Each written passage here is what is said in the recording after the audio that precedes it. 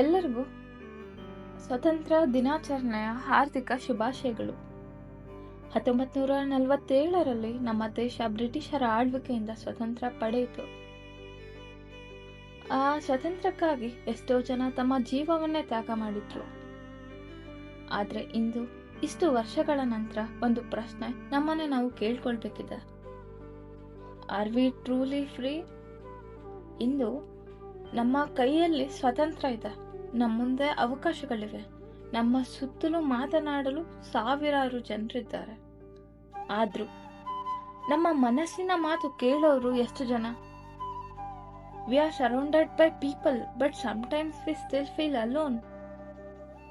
ಒಂದೇ ಮನೆಯಲ್ಲಿ ಇದ್ರೂ ಮಾತುಕತೆ ಕಡಿಮೆ ಆಗಿದೆ.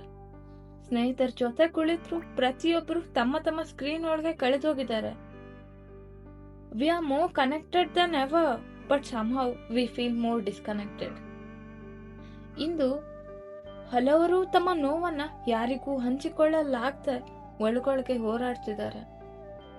ನಾನು ಚೆನ್ನಾಗಿದ್ದೀನಿ ಅಂತ ಹೇಳ್ತಾರೆ, ಆದ್ರೆ ಮನಸ್ಸಿನೊಳಗೆ ಮಾತ್ರ someone please understand me ಅಂತ ಕೂಗ್ತಿದ್ದಾರೆ.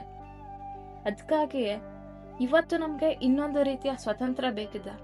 The freedom to speak, the freedom to be heard, the freedom to ask for help. ಯಾರಾದ್ರೂ ನಮ್ಮ ಜೊತೆ ಮಾತನಾಡಲು ಬಂದಾಗ ಅವರ ಮಾತನ್ನ ಅರ್ಧದಲ್ಲೇ ನಿಲ್ಲಿಸದೆ ಕೇಳೋ ಸ್ವಾತಂತ್ರ್ಯ. ಒಬ್ಬ ವ್ಯಕ್ತಿ ಮೌನವಾಗಿದ್ದಾಗ ಏನಾಯ್ತು ಅಂತ ಕೇಳೋ ಕಾಳಜಿ.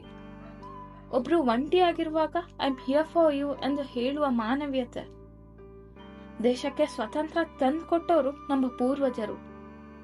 ಆ ಸ್ವತಂತ್ರದ ಅರ್ಥವನ್ನ ಮುಂದಿನ ಪೀಳಿಗೆಗೆ ತಲುಪಿಸುವ ಜವಾಬ್ದಾರಿ ನಮ್ದು. ಈ ಸ್ವತಂತ್ರ ದಿನದಂದು ಒಂದು ಸಣ್ಣ ನಿರ್ಧಾರ ಮಾಡೋಣ. Talk to someone, listen to someone, be there for someone. ಬಹಳ ದಿನಗಳಿಂದ ಮಾತನಾಡ್ದ ಸ್ನೇಹಿತರಿಗೆ ಒಂದು ಕಾಲ್ ಮಾಡೋಣ.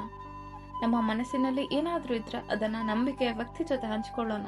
ಯಾಕೆಂದ್ರೆ ಸ್ವತಂತ್ರ ಅಂದ್ರೆ ಕೇವಲ ಬಂಧನದಿಂದ ಹೊರಬರುವುದಲ್ಲ.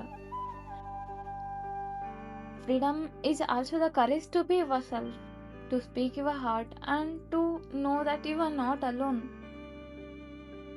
ಈಗ ನಮ್ಮ ಜವಾಬ್ದಾರಿ ನಮ್ಮ ಸಮಾಜವನ್ನ ಒಂಟಿತನದಿಂದ ಸ್ವಲ್ಪವಾದ್ರೂ ಸ್ವತಂತ್ರಗೊಳಿಸೋದು.